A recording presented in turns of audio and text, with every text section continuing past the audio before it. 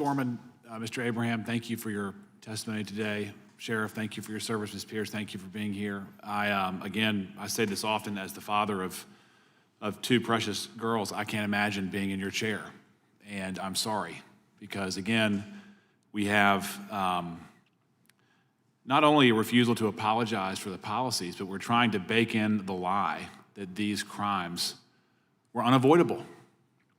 I mean, that's the lie that no one will talk about. Both of these crimes were avoidable. They should never have happened.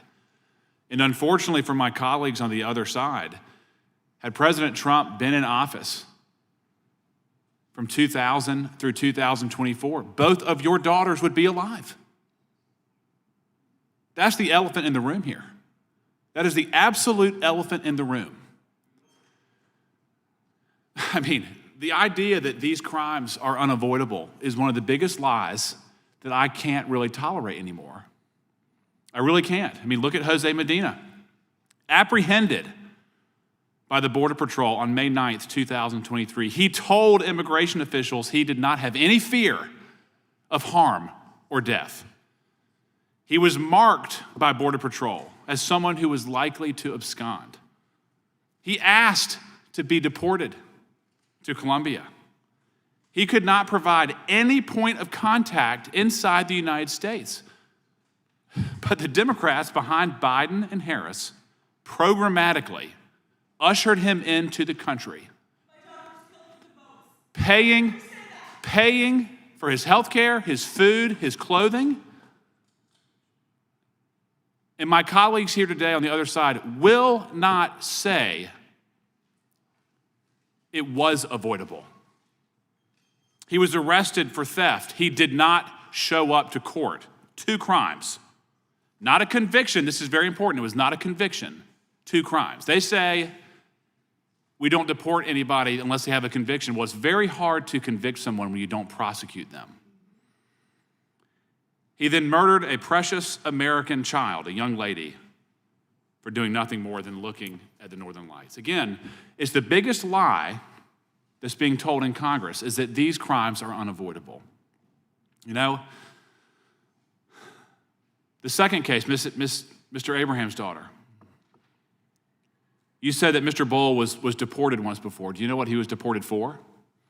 I don't know why. I can't get that information from Illinois, but he was using You can't get it from Illinois? No, I wonder why. I can't get anything from Illinois. But he was also using aliases. He wasn't. Yep. He was presenting himself as a Mexican national, not a Guatemalan national. Yep. Federal agencies knew that. State didn't bother checking. So, yep. You know. Well, I can tell both of you I did work in the Department of Justice under President Obama, under President Trump, and under President Biden. And it was a programmatic effort to bring as many people into the country as they could and to keep them here regardless of what they did. And I do have to ask you, Ms. Pierce, one question. You said that sanctuary jurisdictions do not prevent ICE or immigration enforcement. Do you stand by that comment? Yes, sir. We have heard testimony in this committee of sanctuary jurisdictions that consider immigration consequences before they finalize cases, before they charge cases, before they plead cases. Are you aware of that? Yes, sir. Will you condemn that? I think that both U.S. citizens and immigrants should be charged and treated. I didn't ask that. Will you condemn considering immigration policies before charging or resolving cases? I don't think immigration should be a consideration when we're talking about criminal law. Because when they do that, that does affect immigration enforcement, correct? We're not talking about criminal law. We're not talking about civil immigration enforcement. I'm talking about criminal illegal immigrants, ma'am.